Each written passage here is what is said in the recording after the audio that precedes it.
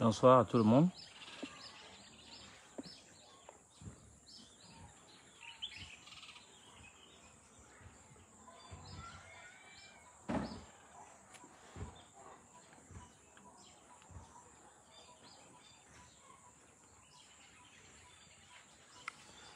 Je vous salue. Je crois que tout le monde sera prêt dans quelques minutes.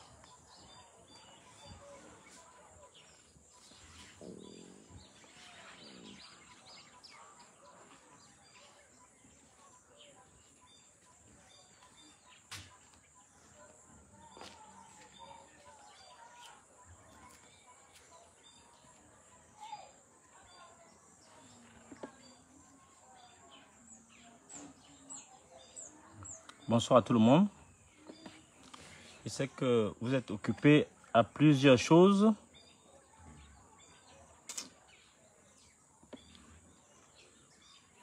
Nous allons faire donc un petit direct rapide.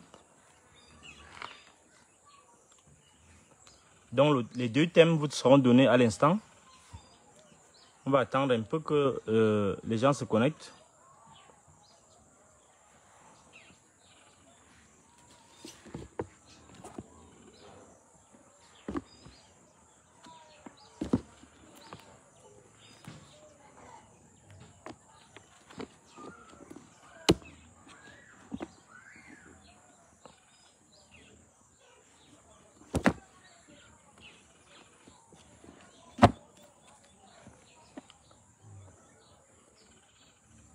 Nous allons donc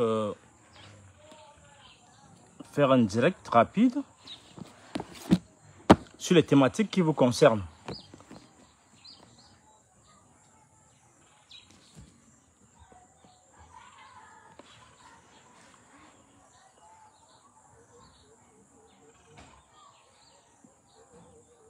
Merci Brice Kamenye.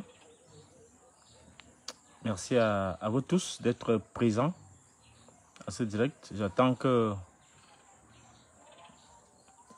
nous ayons le nombre requis pour commencer ce direct.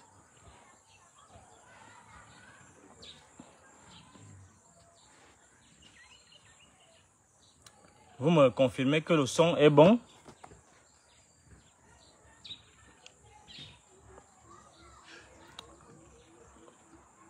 Jean-Paul Cam, on ne commence pas par des questions, je vais me prononcer tout à l'heure. Merci de me poser ces questions-là. Je jugerai opportun d'y répondre ou pas. Donc, je veux d'abord que les gens soient de plus en plus connectés pour qu'on puisse commencer ce direct. Donc, deux thèmes principaux. La question première de la promotion des livres qui doivent être dispatchés dans le triangle national et un commentaire de la situation sociale et politique de notre pays. Vu du point de vue de la philosophie, vu du point de vue des principes qui devraient régir une nation policée. Les deux thèmes dans cette deuxième articulation, ce sera la question, les questions politiques de l'heure, l'intervention du président Kamto et la question aussi, malgré moi, je dois intervenir sur la question sur le football. Voilà les deux thèmes qui seront retenus par la suite. Donc, la deuxième articulation va donc porter sur ces deux éléments. La première articulation, c'est sur la question de la promotion de ces livres que je viens de sortir. Je ne sais pas si vous pouvez avoir une idée. Là, voilà. Nous avons donc là quelques exemples. Éloge funèbre, Lettres aux grands, Les professeurs écraseurs. Bon, et bien évidemment, le Cénacle de l'épouvante. Bon, le livre hommage à mon professeur, bon, que je recommande à beaucoup.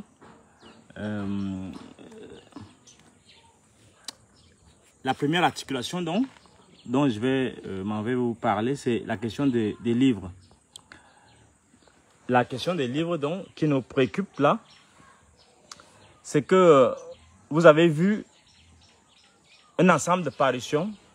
Je rappelle que ceux qui viennent de nous retrouver, il s'agit de la première articulation de mon direct qui porte sur la promotion de mes livres. La deuxième articulation portera sur la critique générale. La critique générale de la situation politique de notre pays. Entre autres, les questions du tribunal, l'affaire Martinez-Zogo, l'intervention du président Kamto et la situation qui prévaut à la FICAFO. Ça, c'est le deuxième point. Le premier point donc, concerne donc la promotion de mes livres, la promotion de ces ouvrages qui font l'éloge de l'effort et de l'abnégation dans le travail de recherche scientifique. Donc, je vais vous présenter rapidement les 3 livres. Je commence par donc, Les professeurs écraseurs. Les professeurs écraseurs, vous voyez bien que c'est un livre un peu volumineux. Il est assez volumineux. Vous voyez bien que quand on ouvre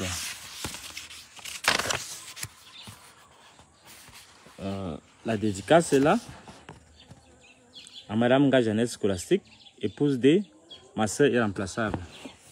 Et bien évidemment, après ça, nous avons le sommaire. Le sommaire, donc, après la dédicace et le sommaire, il y a une introduction et le décor. Le chapitre 1 porte donc sur l'université camerounaise, ses étudiants et ses professeurs.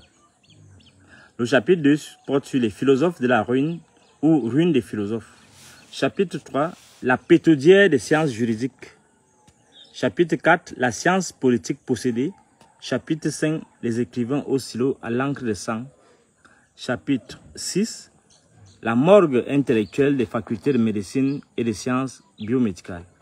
Et chapitre 7, bien sûr, l'avenir de l'école et la défense de l'université avant de conclure. Et une bibliographie.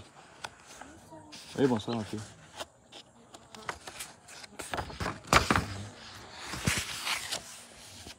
Alors, vous voyez bien que je commence ce texte par une citation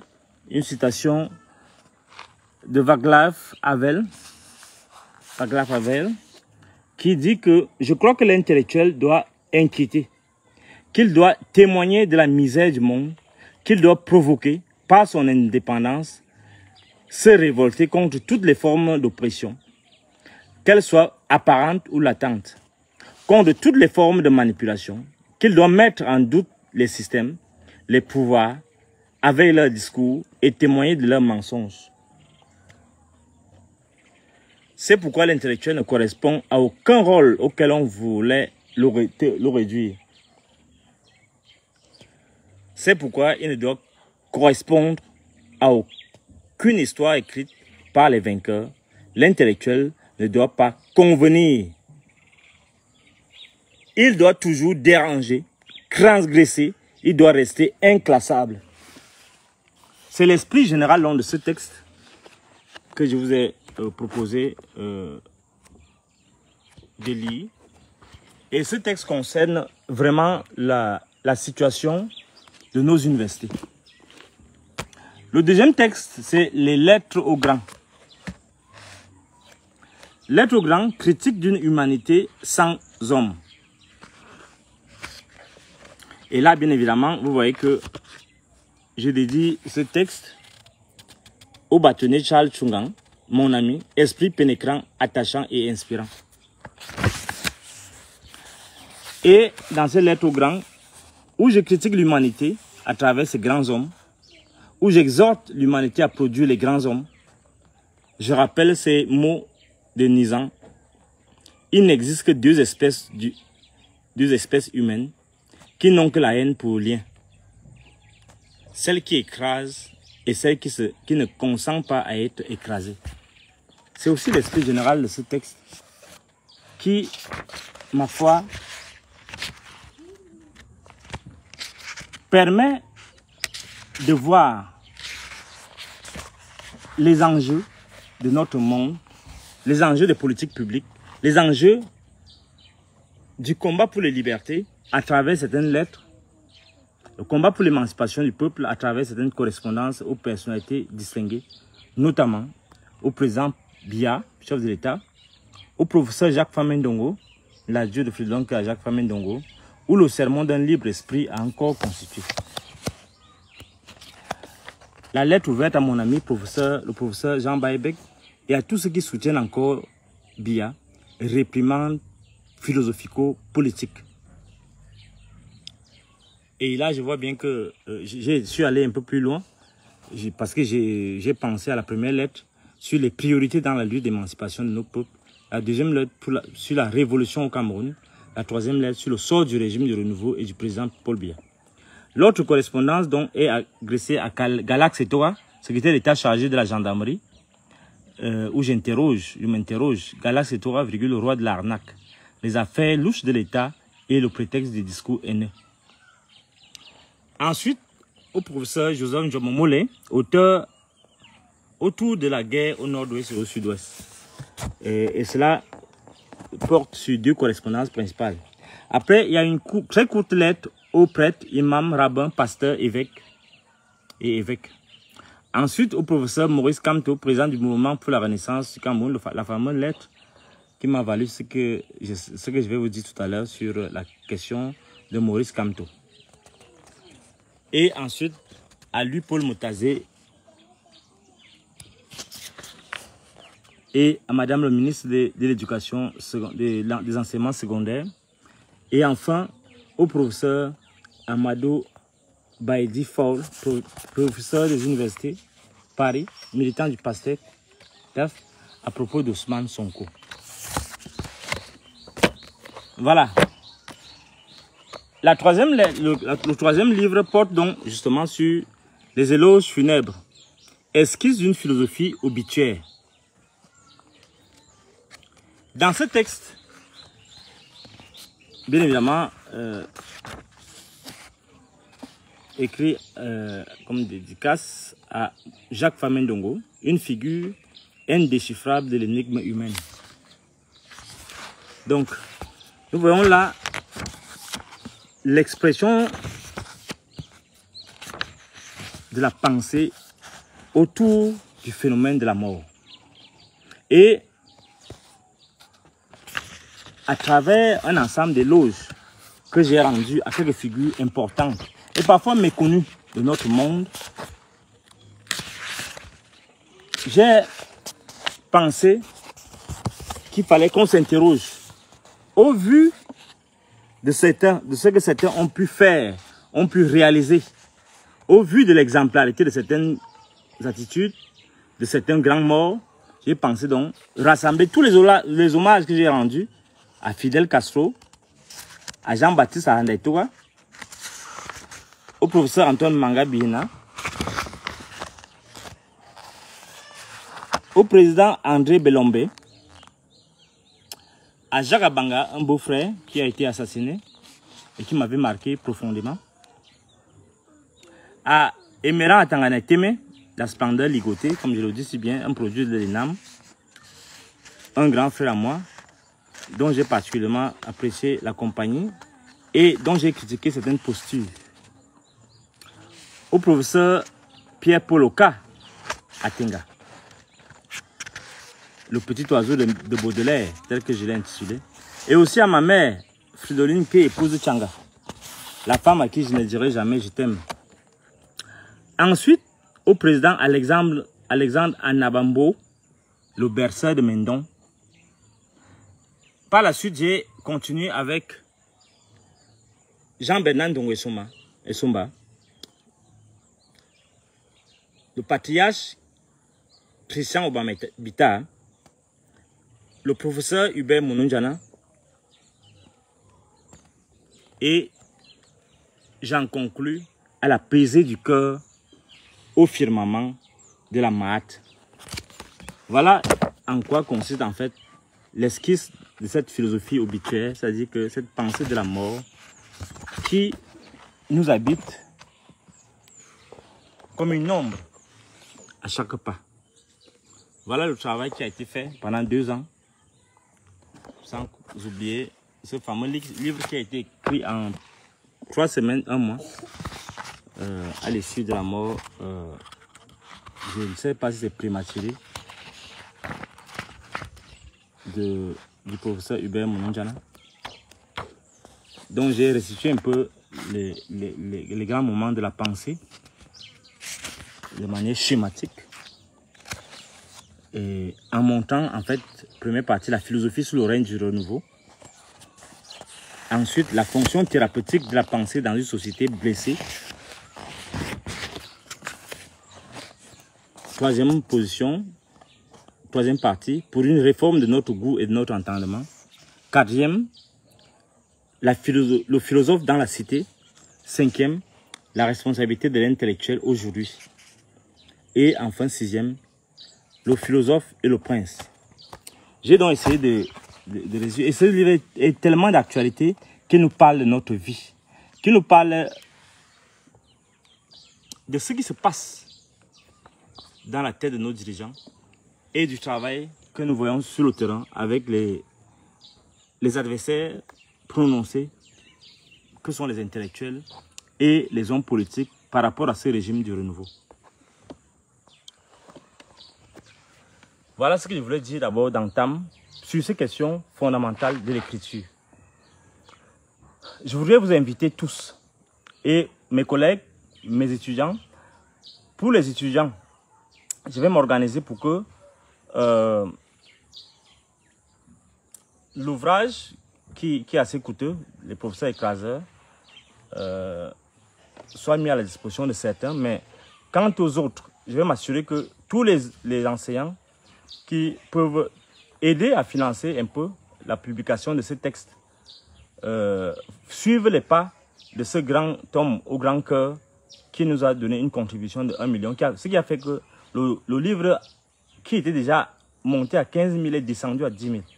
Donc je dois remercier encore une fois ce bienfaiteur, cet homme exceptionnel qui, malgré les épreuves de la vie, continue de penser de manière objective au progrès, à l'importance de soutenir la recherche, de soutenir la créativité. Bon, je m'efforce d'être un peu inventif et je pense qu'il a fait du bien, et vous avez vu les réactions de beaucoup dans les réseaux sociaux qui ont rendu hommage à ce grand homme au grand cœur. Bon, bien évidemment, il peut encore ajouter. Ça veut dire que s'il ajoute encore, on va se retrouver à distribuer le maximum. Bon, pas lui seul, c'est-à-dire que d'autres gens qui peuvent contribuer, on va s'assurer que les gens reçoivent le maximum du livre. Parce que vous savez, je vous ai dit, la culture est ce qui est le remède le plus sûr pour l'ignorance, pour la bêtise, pour la haine, pour traiter la haine, pour traiter le tribalisme, pour traiter les séparations dans une société comme celle-ci, où les dirigeants sont occupés à diviser pour mieux régner et pour s'éterniser au pouvoir.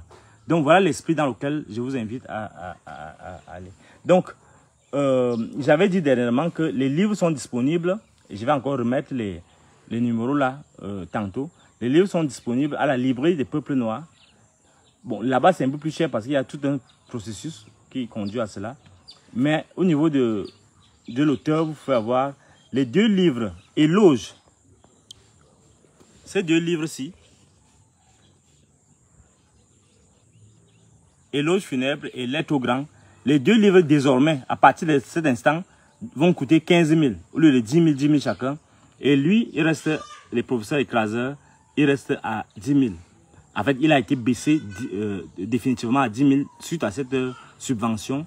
Et je ne cesserai de rendre hommage à ce bienfaiteur et à lui dire que Dieu lui donne longue vie et du courage à toutes sortes d'épreuves de la vie. Donc, oui, bien évidemment, lui, il est à 5 000, avait été réduit à 5 000 parce qu'il faut absolument que tout le monde lise ce livre-là. Il est comme les autres d'ailleurs. Donc, je rappelle, à mon niveau, vous trouverez Éloge funèbre, Lettre au grand à 15 000 les 2. Si c'est un seul, c'est 10 000, 10 000 et 10 000. 10 000 parce que vous voyez que ça c'est 200 pages. Ça c'est 200 pages, 200 quelque chose de pages. 200 combien de pages?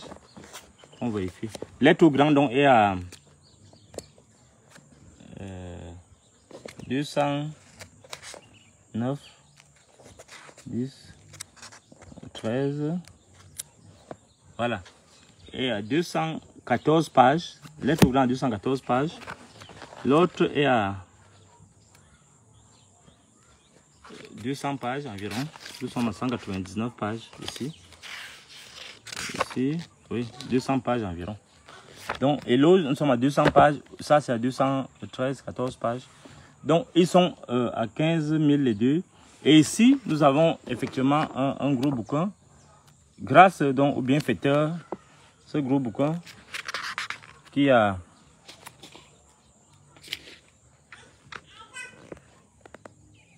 382 pages.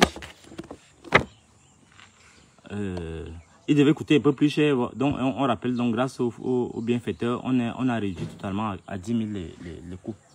Donc, en attendant donc, la dédicace qui aura lieu incessamment, je suis encore en train de prendre les contacts avec des partenaires. Nous avons l'obligation de programmer les descentes dans les régions où on va faire la promotion de ce livre. Parce que c'est important que nos élèves, que nos étudiants, que les parents, que les enseignants, que les collègues, qu'ils soient du secondaire, de l'université ou du primaire, aient une idée précise et que tous bénéficient au niveau des provinces, des régions, que cela soit une raison d'espérer. Parce que écrit, c'est ensemencer du neuf. Écrit, c'est ensemencer du neuf. Et je pense qu'il est important que chacun de nous s'investisse dans la question du soutien à la culture. Au-delà des polémiques sur la vie politique, sur le football, sur tout ce qu'on veut, on est engagé dans un chantier important, c'est de redonner espoir à cette jeunesse, c'est de travailler à ce que ce gouvernement, qui a montré ses limites, vraiment trouve du répondant et que nous puissions bâtir une société d'intellectuels qui puissent dire non à la dictature, non aux violations de droits, non aux violations de liberté et qui puissent faire expirer. On ne peut pas le faire si nous-mêmes nous sommes déjà, et comme je le dis souvent à mes collègues, si nous sommes déjà nous-mêmes prisonniers de la peur, prisonniers de la cupidité, prisonniers des besoins, prisonniers des instincts, prisonniers de la convoitise. Donc, je voulais donc vous présenter ça et vous dire, je vais remettre les numéros tout à l'heure pour acheter les livres à Douala. À mon niveau à Yaoundé, vous faites simplement le dépôt au numéro 690 49 93 65 ou bien 680 11 08 89. Vous avez donc, vous prévoyez les frais si vous êtes hors de Yaoundé, c'est-à-dire que dans les régions, vous prévoyez les frais et on vous fait parvenir le livre ou les livres dans les brefs délais. L'essentiel est que vous ayez la conviction que mon WhatsApp, vous m'avez contacté et que j'ai bien évidemment reçu. Et si vous voulez une dédicace, vous m'envoyez donc par WhatsApp au numéro 690 49 93 65 que je vais écrire d'ailleurs pour vous rappeler. WhatsApp ici. WhatsApp c'est en même temps Momo aussi, hein, parce que non, OM. On va donc écrire donc ça 690 49 93 65 10 49 93 65. Voilà. Donc comme ça, vous avez la possibilité de m'écrire directement et je vous fais parvenir cela sans faute. Vous savez que personne ne s'est plaint par rapport au livre et que tout le monde les recevra. Donc à partir de demain, ceux qui ont déjà envoyé le document à Douala, à Yaoundé, vous aurez les ouvrages. Bon, certains ont déjà commencé à recevoir. Vous aurez les ouvrages, les livres donc à disposition dès demain. Vous aurez les livres vont vous parvenir. Voilà le premier thème. Maintenant, on va aller au deuxième thème, la situation générale du pays. Ma lecture. Par rapport à la question des inscriptions sur les listes électorales, la question de l'intervention du professeur Kamto, la question polémique de la situation entre la FECAFOOT et le ministère des Sports. Je voudrais vous remercier de me poser beaucoup de questions. Bon, les gens qui viennent avec les menaces, là, les petites menaces à 2 balles, là, les petites menaces des villageois, là, je n'ai plus tu ne vas plus avoir mon soutien parce que tu attaques et tout. Moi, j'ai vraiment vos niaiseries, là, ça ne me concerne en rien. Et tout, c'est un homme ordinaire comme moi, que je critique quand je veux, comme je veux, et que je soutiens quand il faut. Donc, ce n'est pas vos petits trucs là que vous allez m'amener au corps qui vont me faire changer la vie. Donc, je vais attaquer maintenant la deuxième question. Donc, la question de la vie politique de la nation à travers ces 3 thèmes. La question des inscriptions sur les listes électorales, la question des taux et le MINSEP, et la question de l'intervention du président Maurice Kamto.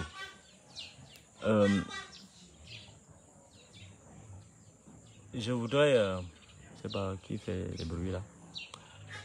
Je commence par la question de...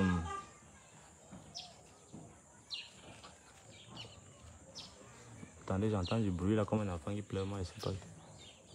Ah oui, l'enfant est en face. Bon.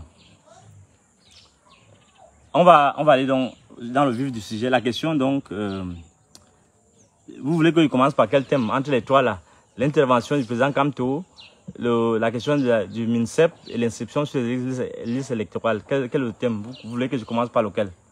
Parce qu'il faut qu'on parle, c'est samedi et je pense bien que vous avez envie d'avoir ma position par rapport à cela. Dites-moi, je commence par quel sujet? L'intervention du président Kamto, la question du MINSEP et de la FECAFOOT ou la question des inscriptions sur les listes électorales? Choisissez. Comme ça, on commence. Pourquoi Kamto? Tout le monde dit Kamto, Kamto. Ah, les gars. Lemso, Lems, dit Kamto. Excellence, Pecos. Lepso, Lema. Ibrahim, dit Kamto aussi. Bon. Anno, Landry, dit Kamto. Bon, bref, on va donc commencer par Kamto. Bon, je voudrais d'abord dire que le président Kamto, normalement, je ne devrais même plus commenter ses sorties parce que il m'a bloqué sur Facebook, il m'a bloqué sur WhatsApp. Donc, je me suis dit bon, si tu ne veux, si un homme politique ne peut pas, ça je vous dis ça, hein, c'est des confidences, ça n'enlève rien à mon état d'esprit par rapport à lui. Donc, il faut bien comprendre. Depuis la sortie de mon texte sur lui, quand je critiquais notre différend par rapport à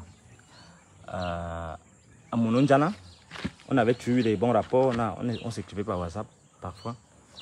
Depuis que j'ai sorti dans ce texte-là, il a décidé de me bloquer sur WhatsApp.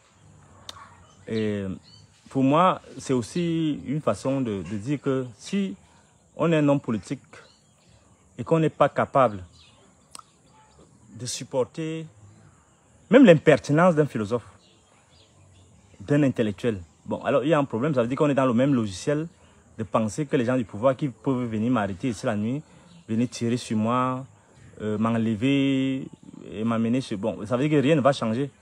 Avec ce sentiment, je vous le dis, excusez-moi, ça n'a rien à voir avec ce que je pense du bonhomme. Hein. Je me dis que je dois le critiquer, même dans cette démarche-là, où on peut avoir des différends, mais il n'est pas besoin qu'il y ait une rupture de dialogue.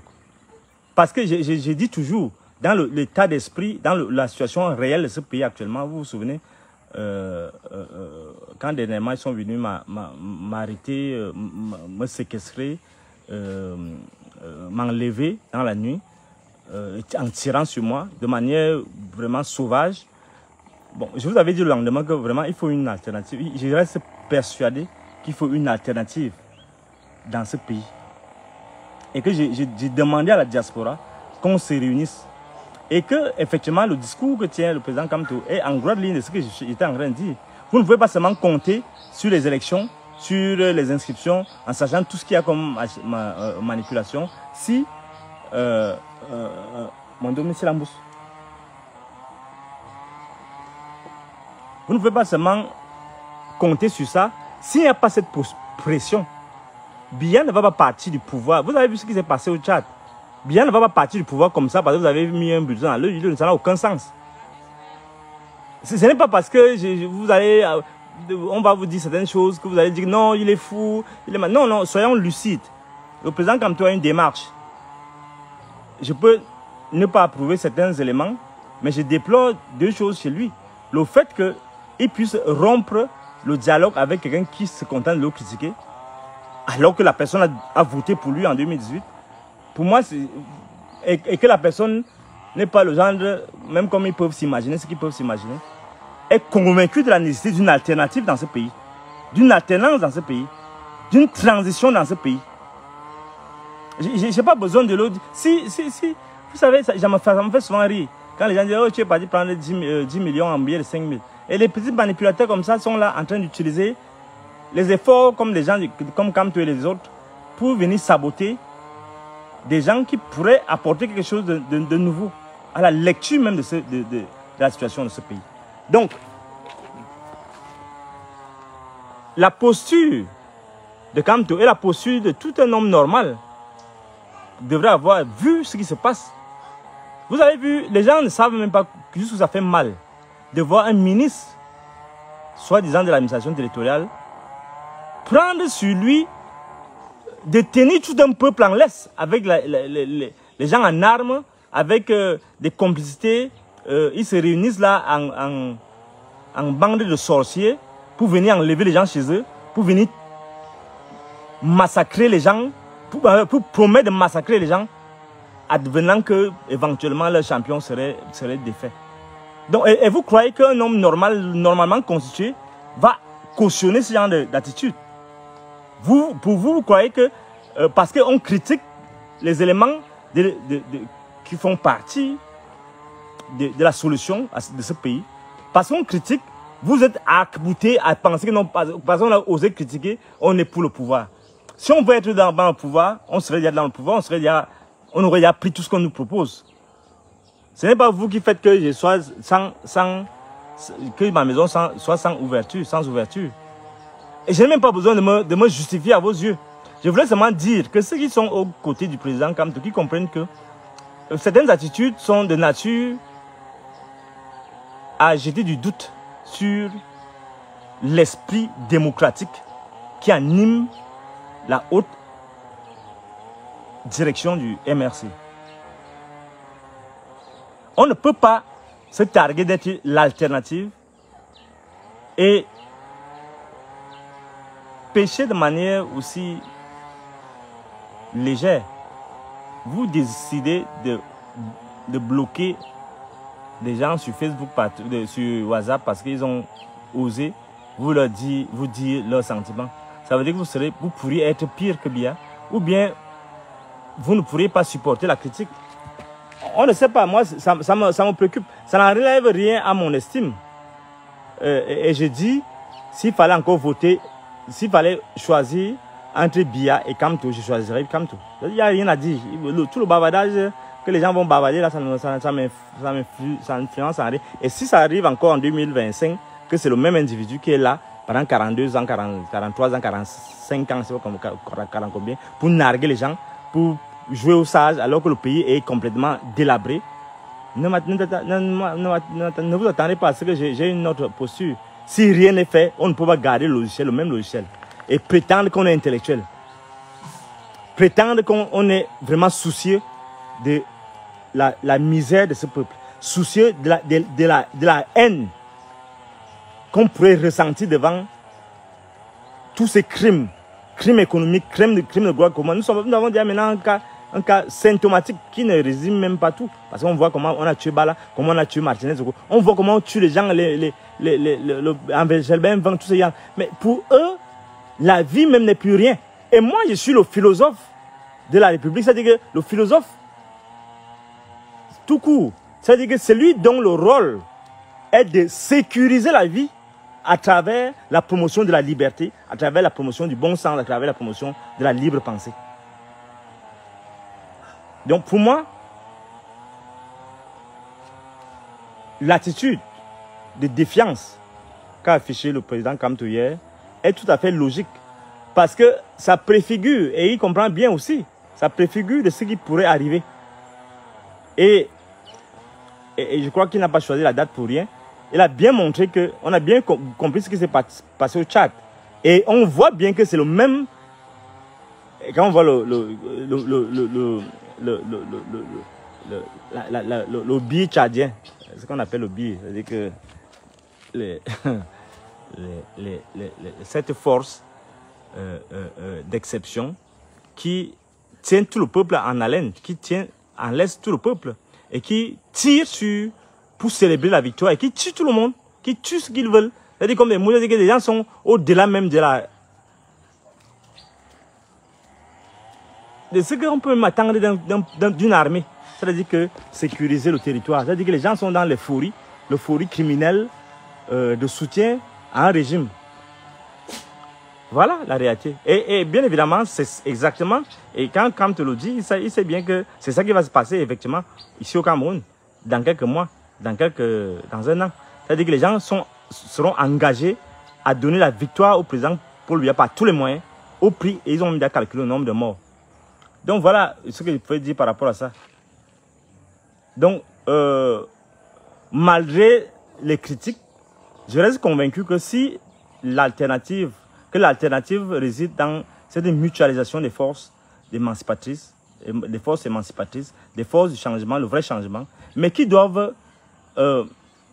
travailler vraiment à fédérer et non pas à cliver. Cliver, c'est-à-dire diviser les gens parce que certains ne se sentent pas vraiment très proches de tel ou tel par rapport à certains liens, par rapport à certaines positions idéologiques. On peut avoir plusieurs positions et constituer un noyau avec beaucoup d'atomes. Donc on ne peut pas seulement dire qu'on doit suivre les gens. Bon, et si vous le faites, vous êtes libre de le faire. Hein. Vous êtes libre de vouloir la pensée unique, mais ça ne va pas marcher. Ce n'est pas avec des gens comme nous que vous allez faire ça. Notre problème là, c'est qu'il faut que vous travaillez à ce que le discours ne soit pas clivant, à ce que le discours soit vraiment rassembleur et les actes soient rassembleurs. Si vous travaillez à ce que on ne doit pas critiquer le leader parce qu'on est dans une sorte de messianisme, vous allez avoir tout faux. Vous n'aurez pas ce que vous voulez. Surtout avec les gens comme nous, qui avons un minimum de considération, envers lesquels les Camerounais ont un minimum de considération, au-delà de ce qu'on peut prétendre, au-delà de la manipulation du régime, au-delà de la diffamation même de certains acteurs de l'opposition. Donc, quand je dis acteurs, c'est-à-dire que ces petits membres-là du MRC, et ces intégristes qui se croient gardiens de la défense de la réputation, bien de la renommée de leur leader. Donc, comme si le leader n'était pas le nôtre aussi. Donc, voilà ce que je peux dire et c'est très décevant. Donc, je salue le président Kamto et je me dis, toutes ces propositions, toutes les postures doivent contribuer à ce que ce régime change, ce régime soit balayé. Ce régime doit être balayé puisqu'il n'est pas capable de se renouveler. Et on voit bien, et c'est ça que les gens ne comprennent pas. Si vous voyez ce qui se passe au tribunal militaire, on ne commande pas une affaire en justice, mais on peut quand même voir, on peut avoir une lecture philosophique des conséquences et une lecture philosophique des interventions des acteurs lors des audiences. Et c'est là que vous allez comprendre effectivement que l'État est bloqué. L'État est bloqué parce que lorsque les avocats de l'État, le même État qui tue, le même État qui se pourvoit comme civilement responsable, lorsqu'on voit les avocats du civilement responsable, DGE, prêcher, exiger la remise d'une copie du document et que le commissaire du gouvernement refuse, on comprend bien qu'il y a certainement des gens là qui sont en prison pour rien et que la raison d'État, quand on dit raison d'État, la raison d'une certaine frange de l'État, d'une partie de la mafia est en train de dominer et il faudrait qu'on arrive au bout du rouleau pour qu'on comprenne effectivement les tenants et les aboutissants de tout cela. Donc voilà ce que j'avais à dire et je voulais maintenant aller au thème d'Eto. Quelqu'un m'a écrit là tout à l'heure que, parce que tu critiques Eto, je te retire ton soutien. Moi, je n'ai pas besoin de ton soutien. Ton soutien ne peut rien me faire. Ton soutien même ne peut rien faire à quelqu'un. C'est même te répondre même déjà, c'est de donner, c'est pas parce que je suis gentil. Je ne suis pas, je n'ai pas besoin de votre soutien, monsieur. Il y a des Camerounais qui sont normaux, qui me soutiennent, même qui critiquent leur champion. Je n'ai pas besoin vraiment de votre soutien. J'ai même besoin du soutien de personne. J'ai besoin du soutien des idées qu'on défend, des livres qu'on écrit. Parce que ces livres-là, un écrivain n'est pas partisan. Lorsqu'il pond, à moins que ce soit un idéologue réactionnaire, comme ce que je critique, les professeurs écrasés qui critiquent ici. Un idéologue, il y a un qui m'écrit, arrête la manipulation. On ne critique pas les leaders en plein combat. Par contre, après le combat, tout est ouvert. Toi, tu ne comprends rien. Tu ne peux rien apprendre aux gens. Moi, je peux t'apprendre la pédagogie, donner une sorte de pédagogie politique. Ils s'appellent qui? Ndoubi et Lame. Toi, tu es qui même? Tu peux m'apprendre quoi? Vous êtes tellement parfois prétentieux. Tu veux m'apprendre quoi? En plein combat, on ne critique pas. Ça veut dire quoi? Tu même d'abord, tu défends qui? Tu présentes, tu es qui? Qui est le combattant? Regarde-moi des petits énergumènes comme ça qui viennent parler aux gens et ils commencent à dire n'importe quoi. Aucun niveau. Si à aucun niveau, tu prétends venir parler quand les gens parlent. On ne critique pas. Tu choisis, c'est vous qui choisissez quand on doit critiquer. Regarde-moi celui-là. Donc, on parle donc de celui qui, de taux là maintenant. Deuxième sujet, dans la deuxième articulation du deuxième thème. Les gens me font le reproche que je le critique. Je vous ai dit, j'étais le premier il y a ça 2 ans même.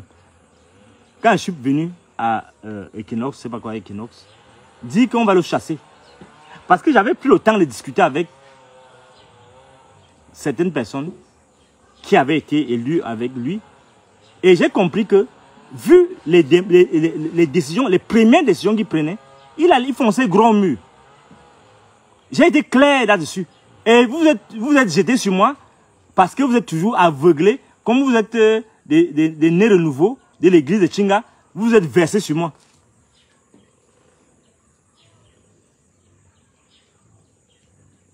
Vous êtes versé sur moi. Attends, je vais vous répondre après. Pour le moment, laissez-moi d'abord conduire le fil de ma pensée. Parce que moi, pour une fois, je ne parle pas souvent des histoires de foot. Mais dès que la candidature d'Eto a été publiée, j'ai été l'un des premiers à publier. C'est dans mon profil Facebook et je suis intervenu un peu partout pour dire non, vraiment il faut quelqu'un qui maîtrise le football. Mais je croyais qu'il s'est assagi. Mais première chose, quand il vient, il commence à créer les problèmes avec les gens que moi je respecte. Les gens que je respecte. L'œil du Sahel, le propriétaire de l'œil du Sahel. Voilà. Je parle avec lui, il m'explique des choses, et je me dis, attention, il ne faut pas que le gars s'y continue comme ça, sinon il va se retrouver dans les difficultés. Je veux le rencontrer, et Obama vient dire que non, je voulais chercher l'argent. On en est où là maintenant? Parce qu'on devait arrêter cela. Il devait avoir une ouverture dans son équipe, au point où il devait anticiper sur les coups. Parce que les gens disent, non, il a été élu, non. Eto a été nommé par Biya. Eto a été nommé par Biya. Ne croyez pas que c'est pour rien qu'il parle de son père. Ce n'est pas en l'air qu'il le dit. Il parle de nomination, d'élection. Il a été élu plus que qui. Si le pouvoir ne voulait pas qu'il ne soit pas le président, il n'allait jamais être président. Guibaï Katama, oui. Guibaï m'explique dans les choses, il me dit non, voici mon frère. Parce que je l'appelle parce que Guibaï, on est ensemble depuis 2016 dans mon combat à l'université. C'est les gens sûrs avec Jean de Dieu ici, avec Martinez Hugo. C'est les gens qui m'ont vraiment soutenu dans mon combat en 2016 lorsque Soso avait commencé sa sorcellerie. Donc Guibaï, Jean de Dieu ici, Martinez Hugo, c'est mes frères là avec qui, quand je voulais déjà faire une sortie, j'allais voir l'un d'eux et on trouvait une solution. Donc quand tu viens là, je sais qui est Guibaï. Mais après je vois comment ce que Guibaï me explique, c'est pas un biliqueux, il n'est pas comme moi qui suis seulement dans l'équipe, mais c'est un gars bien posé et qui sait, et qui a une expertise dans le domaine. Et tu viens là, tu commences à faire n'importe quoi, non. Et j'ai pensé donc que non, il fallait que je me rapproche de lui pour l'expliquer. Si je veux l'argent, il peut avoir, je vous ai déjà dit ça maintes de fois, il va avoir même famille d'ongo, il peut avoir un bonayolo, il peut avoir, ils vont me donner l'argent. Donc je n'ai pas besoin d'aller chercher l'argent derrière. Mais je pense que non, la jeunesse a eu la confiance, on peut faire changer les choses. Donc, quand on te nomme président de la FECAFOOT, tu montes sur tes grands cheveux, tu commences à dire que, oh, toi, tu veux dire écarter tout le monde doit marcher. À l'équipe, pareil, tu ne veux plus voir tel. Mais on ne peut pas gouverner comme ça. On ne peut pas gouverner comme ça. Et c'est dès le départ, les premiers jours, vous vous souvenez. Il lui a dit non, on ne peut pas fonctionner comme ça. Si vous faites ça, on va te chasser. Et je vous dis, vous montez, vous descendez, on va le chasser. On va le chasser parce que c'est déjà trop tard. Après, vous allez pleurnicher. Je connais ces gens-là. Ils s'en foutent du droit, ils s'en foutent de la loi. Vous croyez que les gens de Biya respectent, ils veulent même savoir qu'est-ce que vous appelez la loi. Mais c'est à nous de voir à quel moment on doit défendre nos droits et comment. Ça, c'est... Beaucoup viennent dire que c'est que il y a Kombi a violé la loi. Quelle loi? Eux sont dans la mafia. Ils sont dans la mafia. Il n'y a pas le droit là, il n'y a pas la loi là, il n'y a rien là. C'est la mafia. Celui-ci, il a demandé à donnez-moi une avance, ou bien c'est 1 milliard, je vais donner à l'entraîneur. Ça, c'est la mafia qui est tout fait. Et dans la mafia, le plus fort gagne. Dans la mafia, le plus fort gagne. Vous croyez que les 2 milliards qu'on lui donne, les 2 milliards, 3 milliards qu'il doit, on ignore que c'est la mafia, on sait comment, qu'il ne va jamais rembourser. Mais on le tient par là. Vous ne pouvez pas être au cœur d'un État. Écoutez bien. Vous ne pouvez pas être au cœur de l'État. Utiliser l'argent du contribuable et prétendre que les choses doivent être fonctionner suivant votre vouloir. Alors, là, dans ces conditions-là, cherchez à ce que la FECAFOOT soit autonome. Il ne demande pas l'argent à l'État. Si vous voulez venir bavarder là et tout, alors que vous demandez 2 milliards, 3 milliards à l'État et qui vous donne, sachez que vous êtes pris. Et comme vous ne voulez pas comprendre ça, vous êtes là dans les petits clics, il a violé la loi. Quelle loi? Il y a quelle loi là? Il y a quel droit même d'abord dans ces bêtises-là? Quand Biya sort des milliers de milliards pour donner au foot, vous ne regardez pas que c'est une violation de la loi. Qu'il y a des priorités dans ce pays qui ne sont pas le foot, qui ne sont pas le terrain de football. Et qu'on détourne tout cet argent-là, ça ne vous occupe pas, ça ne vous préoccupe pas. C'est seulement les violations de la loi, du droit, ou bien je ne sais pas quoi. Vous parlez parce que Eto'o, on lui aurait dit que non, conforme-toi à ce que la mafia dit.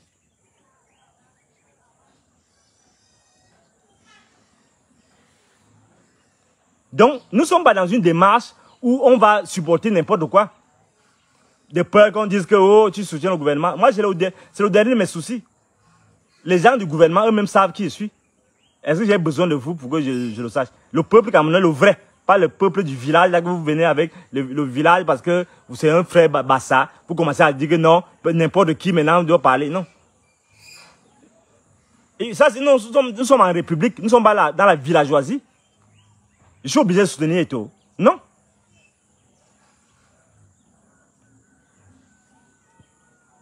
S'il avait agi avec le bon sens, s'il respectait même les autres dans leur domaine, on allait comprendre. Comment tu es un footballeur qui n'a même pas été à l'école. Tu dis en français facile. Tu écris ça à un ministre. Fut-il un buveur de sang? Je m'en fous. Tu écris en français facile. Regardez-moi un individu. Et les gens là, les Églisiens applaudissent. Tu ne savez même pas que même seulement ça peut faire qu'en haut lieu là-bas, comme c'est des gens qui sont imbus d'eux-mêmes, un professeur, même si c'est un professorat du quartier, un professorat manipulé, même si c'est un professeur écraseur, tu ne lui parles pas comme ça. Tu n'as pas son niveau. Il a des étudiants, il a formé des milliers de gens. Qu'ils soient professeurs écraseurs ou pas, mais tu n'as pas en français facile. Vous voyez un individu comme ça, et moi, maintenant, même par complicité, même par, comment dire, c'est quand même, combi, même si je n'ai aucun lien avec lui, même s'il est énervant, parce que c'est l'un des rares ministres que j'ai sollicité pour rencontrer, il ne m'a jamais rencontré, il ne m'a même pas répondu, mais simplement parce que c'est entre guillemets, un collègue universitaire, je ne veux pas aller accepter qu'un footballeur qui n'a pas de niveau scolaire Viens là, je dis en français facile. Tu parles à un agrégé, tu parles à un professeur d'université, monsieur. Et tu viens, c'est parce que vous voulez bafouer l'école. Et parce que, moi, le combien énervant, tu crois que moi, comme il est énervant, je vais te soutenir. Non, non, je ne le soutiens pas. Par solidarité de corps, je vais te mettre à ta place. C'est comme ça que je suis. Je n'ai pas d'amis dans ce monde-là. Mais regarde-moi l'individu. Tu as joué au foot, on a applaudi, tu es bien, on te respecte. Mais respecte les autres. Tu parles à un professeur d'université comme si c'était... Comme vous dites que l'école ne sert plus à rien parce que vous êtes milliardaire. On va te montrer même pour rien que l'école sert à quelque chose, on va te chasser. Avec l'intelligence. Parce que le professeur prend le temps pour t'expliquer. Il fait des lettres, Mon collègue, parce que mon collègue est énervant, fait des lettres, il écrit des lettres. Il te dit, voici ce que je veux. Voici la situation. Tu es là, toi tu réponds en français facile. Je te dis que tu connais quel français. Tu sais parler. Regarde un villageois, parce que je suis milliardaire, tu vas maintenant humilier le professeur d'université. Et tu crois, moi je vais t'accepter ça. Parce que moi, les combis m'énerve. Comme il m'énerve, et que toi je profite maintenant pour que... Non, je le soutiens même pour rien. Par solidarité. Tu comprends et tout? Et tes églisiens là. Je soutiens moi les combis, oui. Pour rien. Pour que tu comprennes que non. Pour que les gens comprennent. Vous qui marchez là, qui claironnez là, qui applaudissez n'importe quoi là. Vous comprenez, non. Il est dans la mafia. Maintenant, on va utiliser l'intelligence pour le noyer. Comment il dit en français facile. Il va dire qu'on va utiliser l'intelligence pour dire que non, on va te neutraliser. Voilà. Il faut que les choses soient claires. Et c'est trop énervant. On veut te parler de Obama. Il vient dire, oh non, il veut nous chercher parce que... On veut te dire non. On connaît nos gens là. Comment on doit faire? On doit travailler ensemble. Voici en tant que jeune. Voici on peut. Mais tu dis non. Tu comptes sur tes milliards, tu comptes sur tes relations, tu comptes sur que tu es le fils de Popol. Moi, je vous ai déjà dit que je suis le fils de Popol. Toi, tu claironnes tous les jours que je suis le fils du père. Il faut voter pour le père. Mais après, quand tu vas dans cette mafia là, on va te brûler. Tu vas te brûler les doigts là-bas. Tu viens raconter des conneries aux gens. Que tu es pour le droit, tu es la loi. Quelle loi? Quelle loi? Faut pas déranger les gens. Faut pas déranger les gens. Faut pas déranger les gens. Faut pas déranger les gens. Faut pas vous prendre pour ce que vous n'êtes pas. Ce n'est pas par vous que le changement va venir. Avec ce narcissisme-là. Avec cette vanité-là. Avec ce goût de domination-là. Non, ça ne peut pas marcher. C'est trop énervant. Vraiment préoccupant. Vous ne pouvez pas avoir la confiance des millions de Camerounais. Et vous allez dans une affaire, vous n'utilisez même pas votre intelligence. Vous commencez seulement à faire la gestion. Non, celui-ci, je ne veux pas le voir. Non, je ne veux plus voir celui-là. Je veux pas. Non, je ne suis plus coach. Je ne suis plus seulement président de la FECAFOOT. Je suis maintenant le coach. J'envoie les instructions à partir de la tribune. Tu dois faire ici. Mais non, vous ne pouvez pas. Vous ne pouvez pas. Et on croyait qu'il s'était assagi depuis l'époque où il créait toute la zizanie dans la tanière. Mais maintenant, le gars, il croit donc que maintenant il est devenu même plus fort dans la bêtise. Il faut maintenant qu'il montre qu'il est vraiment capable de faire plus que ça. Plus que des conneries. Donc, mesdames et messieurs, on revient donc à ce que je disais. Ma priorité maintenant, c'est que les gens comprennent que le pouvoir en place, ce n'est pas... Là, on parle des inscriptions sur les listes électorales. J'invite aussi les gens à s'inscrire, mais sachez que ce pouvoir ne partira pas simplement parce que vous avez jeté une urne, un bulletin dans une urne. Parce que, et c'est ça que Kamto est en train de préparer déjà, et ça je suis d'accord avec lui, ce qui doit être fait, c'est qu'en même temps qu'il y a une pression dans les urnes, en même temps il y aura une pression médiatique, une pression au niveau de la diaspora. Je vois déjà, je comprends donc ce qui va se passer. La diaspora doit rendre le Cameroun ingouvernable à son niveau. C'est ce que Kamto est en train de dire. Et c'est ce que je disais à ces gens du pouvoir qui croient qu'ils maîtrisent tout. Non. L'élection, à Tangangé, lui, à Tangangé, les galaxies et tout, ils vont tuer ce qu'ils vont tuer. Et ici, on va programmer que Biya a gagné les élections. Ça, c'est sûr. Mais cela, cette victoire qui est déjà actée. Je vous dis que c'est déjà acté. Biya sera programmé encore président. Il n'y a rien à faire. Mais seulement, c'est la suite qui est importante. Et c'est cette suite que le président Kamto prépare. Et je suis d'accord que les choses prennent cette tournure-là. D'ailleurs, je l'ai dit ici, on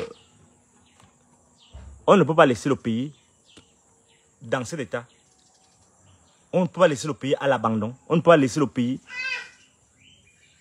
entre les mains des gens qui sont occupés à tuer, qui sont occupés à brader les biens de l'État, qui sont occupés à traverser l'esprit de la République. On ne peut pas. Quelle que soit la solution que les dieux vont nous donner et les ancêtres, on va se plier à ce vouloir et on va travailler à ce que les choses changent positivement. Et personne ne peut faire pire que ces gens.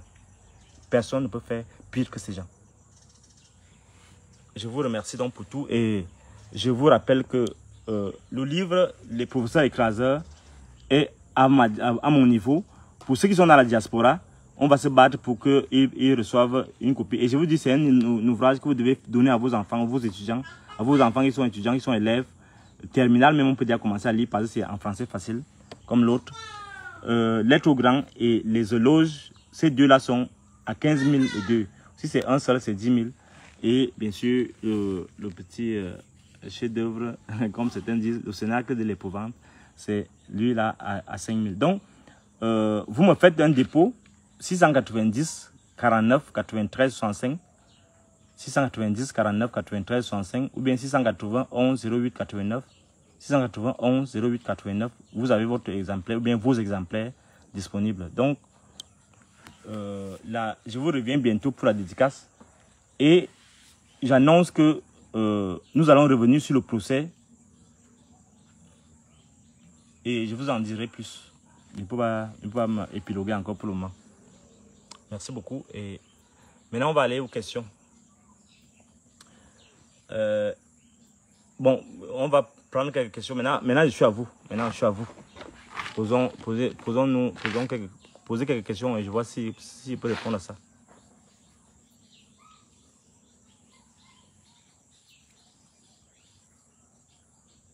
Je vois tous les livres.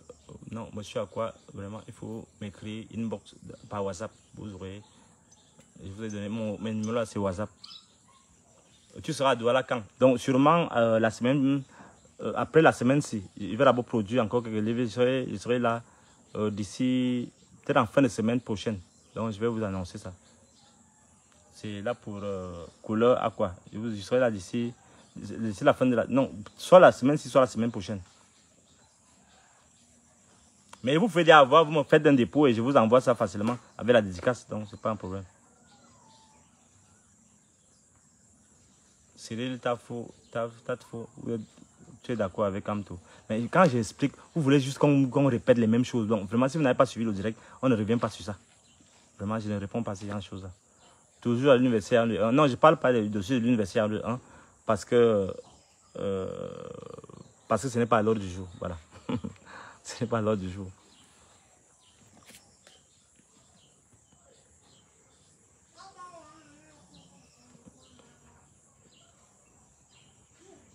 Est-ce que tu es sincère lorsque tu critiques un système qui te nourrit? Donc, vous voyez que c'est le système qui me nourrit. Voilà donc votre couleur à quoi là? Voilà votre petit raisonnement. Donc, comment le président dit que non, il a donné 1 milliard de dons, vous voyez, c'est son argent. Le système me nourrit. Donc, vous ne savez pas, c'est votre argent qui me nourrit. Ouais, donc voilà votre mandat. Vous croyez que l'État, c'est le pouvoir. L'État, c'est nous tous là. Ce sont nos biens. Le salaire que j'ai à la fin du mois, c'est le contribuable. Donc, enlevez ça de votre tête que... Bon, ou bien vous pouvez penser ce que vous voulez. Moi, c'est le dernier de mes soucis. Si vous pensez que le système me nourrit. Mais tant mieux. Si ça peut vous faire plaisir, tant mieux. Bon, allons aux vraies questions. Monsieur Nana, je suis à Djombe. Oui, vous me faites un dépôt, vous m'écrivez par WhatsApp. 690 49 93 65 et vous aurez votre exemplaire le lendemain, donc c'est pas un problème. Mes fils, bonsoir. Quelle est la relation avec le professeur Mandop? Mes fils, Je ne sais pas s'il devait parler de ça, mais méfie-toi. Professeur Mandop, elle est très agréable comme dame, comme collègue.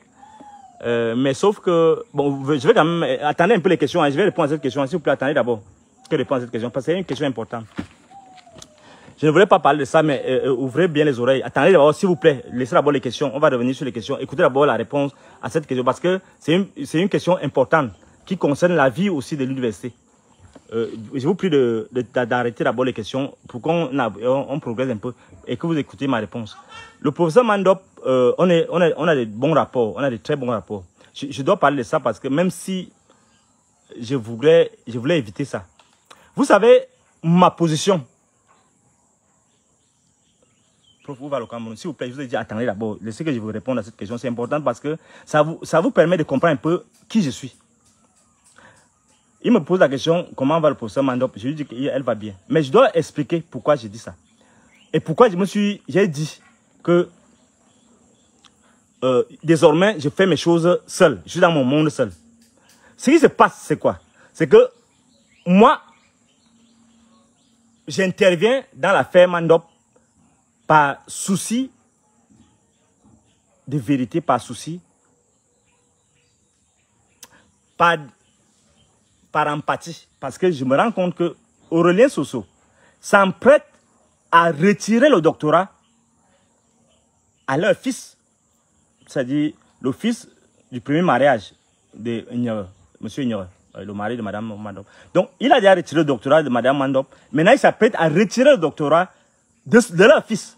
Je me dis, je n'avais pas voulu intervenir dans leurs choses parce que je ne savais pas quelles sont leurs relations, qu'est-ce qu'ils faisaient ensemble, pourquoi ils étaient amis avec le mari de Madame Mandop et Monsieur Ignore, mon frère, grand frère, et Soso. Mais je me dis par principe, je ne peux pas accepter que un jeune, un enfant qui n'a rien à voir dans les choses des grands, se retrouve pris au piège et sacrifié.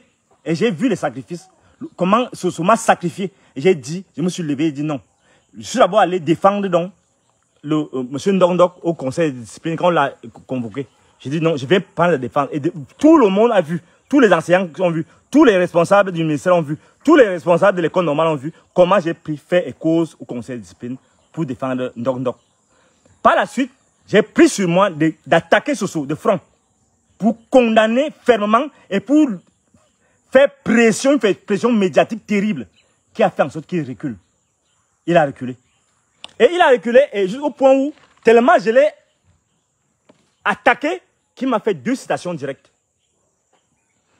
Et à la fin, il a décidé, donc, malgré qu'il m'a envoyé les buyback, tous ces gens-là pour venir me parler, pour que je quitte derrière les ignorés. Je lui ai dit non, je ne suis pas ici pour ignorer, je suis ici pour un enfant à qui on doit retirer le doctorat, on veut retirer le doctorat, et que ce n'est pas normal.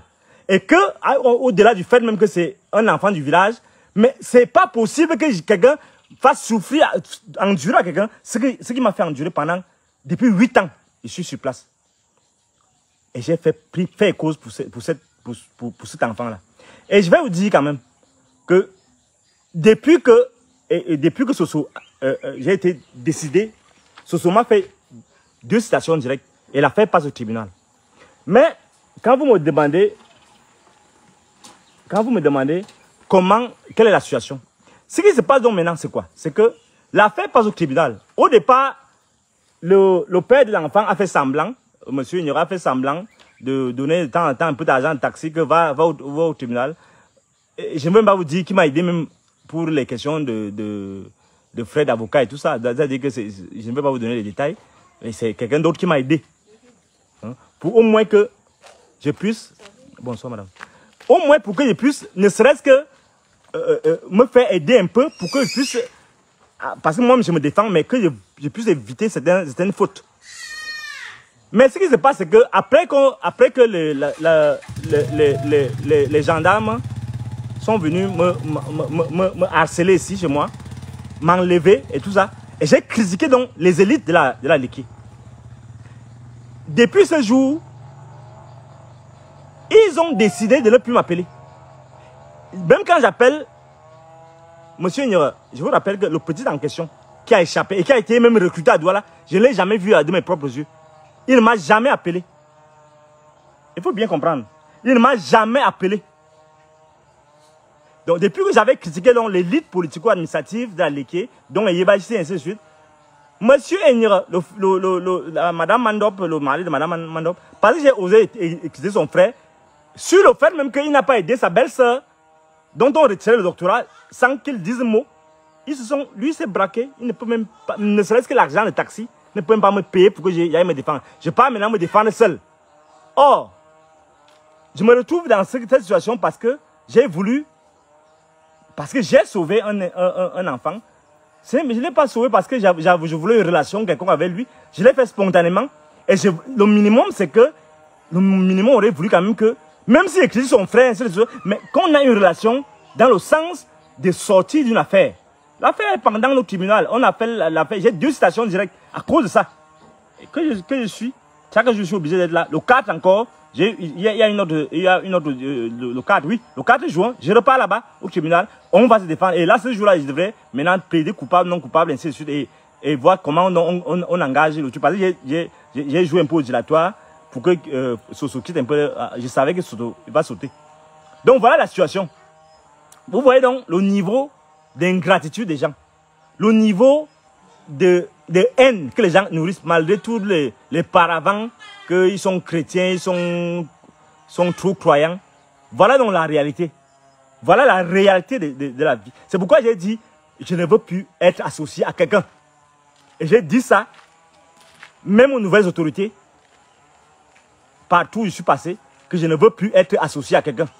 Je ne veux pas donner les détails à ces gens-là, mais je ne veux plus être associé parce qu'ils ne savaient pas ce qui s'est passé entre eux et Soso. Mais je suis entré dans l'affaire parce que j'avais vu un intérêt supérieur de la jeunesse. Donc par la suite, tout ce qui va arriver, ce qui est curieux, c'est que quelques jours après, avant l'installation du nouveau recteur, les gens, elle me dit que non, il faut qu'on aille, que je sois leur leader. Non, non, non, je suis le leader de personne. Non, non, non, je suis le leader de personne. Je ne suis pas fou. Comme vous me prenez pour un fou, je ne suis pas fou. Votre mari ne peut même pas m'aider, ne peut même pas me donner ne serait-ce que le transport pour aller défendre la cause qui m'a amené au tribunal de son fils. Donc je ne suis plus le leader de personne. J'ai été suffisamment fou, vous avez exploité le fou, je ne suis plus dedans. Voilà, Mephisto, voilà la réponse. Je ne veux même plus de détails là-dessus. Allons à l'autre question.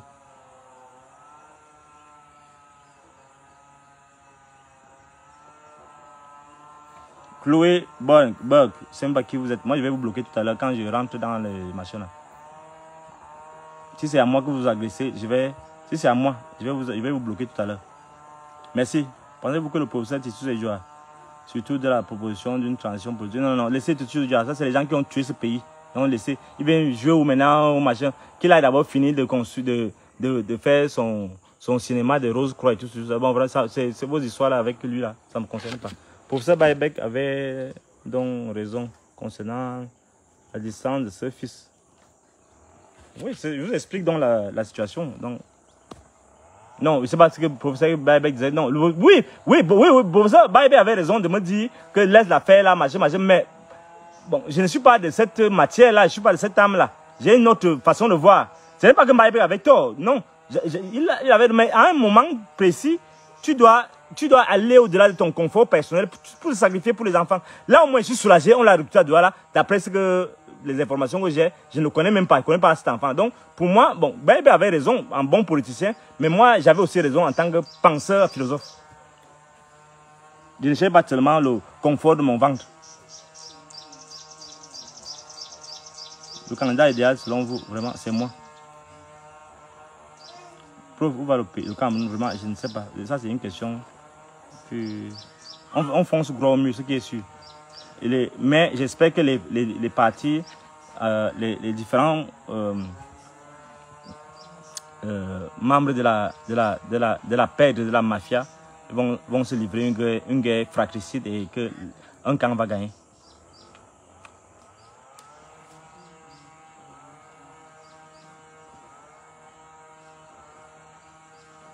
Bon, est-ce qu'il y a une autre question? Sinon, on considère...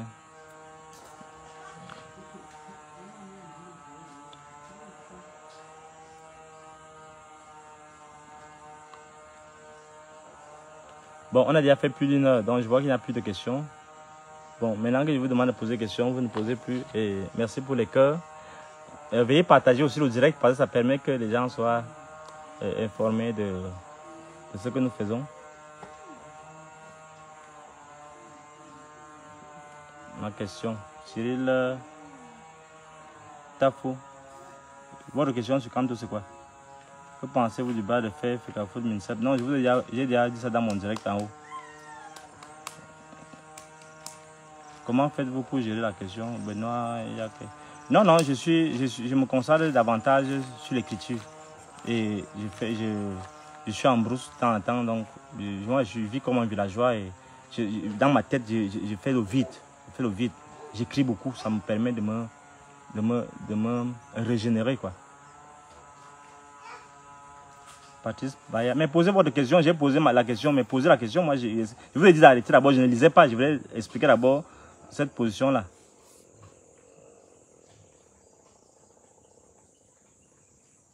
Monsieur Baya, j'ai posé la question. Vous croyez que je suis là pour regarder toutes les questions? On vous dit maintenant, je suis attentif à ce que vous dites maintenant, j'ai posé la question. Donc je dois aller fouiller toutes les questions pour vous répondre. Pour imaginer votre question. On vous dit posez la question, maintenant vous dites j'ai posé la question. Mais regardez votre attitude même. Vous croyez que vraiment, vous prenez pour le nombril du pape. Bon, vous croyez que tous les gens qui posent des questions là même 3 fois, ils ne sont rien. C'est vous qui êtes des gens. Vraiment. Et posez donc pas, je vais répondre.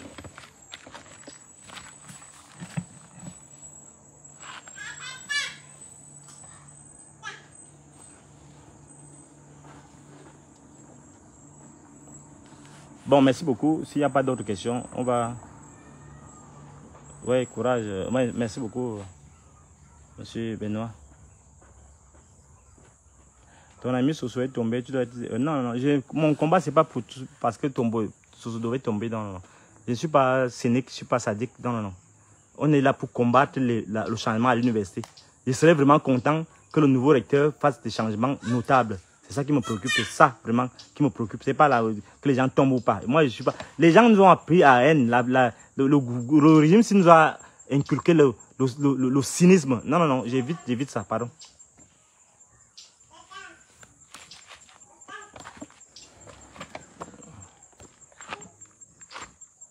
Ouais.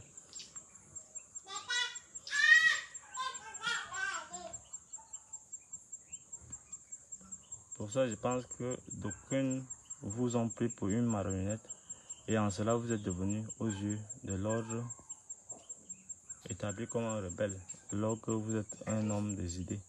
D'agir dans l'avenir à être un homme de vrai combat généreux et non particulier. Moi, je n'ai jamais fait de combat particulier, mais je dois défendre les particuliers quand ils sont en danger. Donc, ça, vous n'avez rien à me dire par rapport à ça. C'est même peine perdue de me raconter qu'il ne doit pas intervenir pour telle chose ou telle chose. Pensez que de l'Africa Foot, le ministère du Sport reviendront au bon sentiment. Vous pensez que l'Africa Foot, que le ministère du Sport reviendra au bon sentiment. Je vous ai dit qu'on va chasser Eto'o, il n'est même plus là. Donc vraiment, quand il parle comme ça, vous croyez peut-être non. Ils sont dans une logique où, puisqu'il est méprisant, on va donc le mépriser. Je connais comment ces gars fonctionnent et son attitude est désinvolte et tout ça là. Vous croyez que ça va arranger quoi?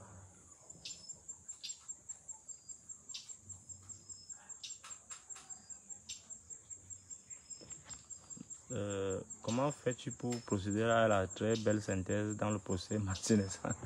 Je suis un bon littéraire, donc je vous dis que c'est un livre que j'écris, donc je suis ça avec beaucoup d'attention. Parfois, les gens qui sont là, ils ne sont pas attentifs aux petits détails, mais moi, je suis attentif à ça parce que il va de ma crédibilité en tant qu'écrivain. Je travaille pour les générations qui viennent, c'est pas pour les gens de maintenant. Donc, j'essaie d'être un peu sérieux dans mon travail. Voilà donc ce que je vais vous dire, monsieur, à toi, Armel. Courage à vous. On espère dans cette... Wow, merci beaucoup, Joseph Garga. Bon, je crois que j'ai un autre rendez-vous. Hein? Non, je viens me porter moi. C'est que tu es déjà pressé. Tant d'abord. Bon, courage à vous. Voilà, merci beaucoup. Bon, je vous remercie donc pour votre écoute et on se dit à très bientôt.